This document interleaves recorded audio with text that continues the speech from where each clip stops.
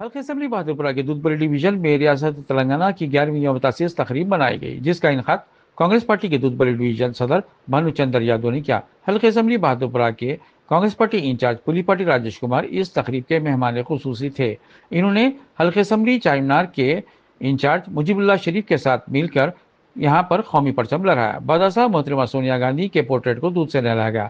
انہوں نے اس موقع پر خطاب کرتے ہوئے کہا کہ ریاست تلنگانہ محترمہ سونیا گاندھی ہی کی دین ہے۔ انہوں نے کہا کہ سونیا گاندھی کی پہل سے ہی تلنگانہ کی عوام کو دیرانہ خواب پورا ہوا، اور کہا کہ بہت سے طلباء، ملازمین، مزدور، دانشوروں اور سیاسی جماعتوں کے قائدین تلنگانہ ایجوکیشن کی قربانیوں کی وجہ سے ہی سونیا گاندھی نے ان کے خواب کو پورا کیا اور تلنگانہ علیحدہ ریاست کا قیام عمل میں آیا۔ اس تقریب میں کانگریس کے سینئر قائدین سید اقبال، جبار، علی شان، باری خان، نذیر فاروق، ذاکر حسین، جوتی شیٹی، بلال، غلام نبی، اشفاق، گنیش، احمد اور دیگر قائدین نے شرکت کی۔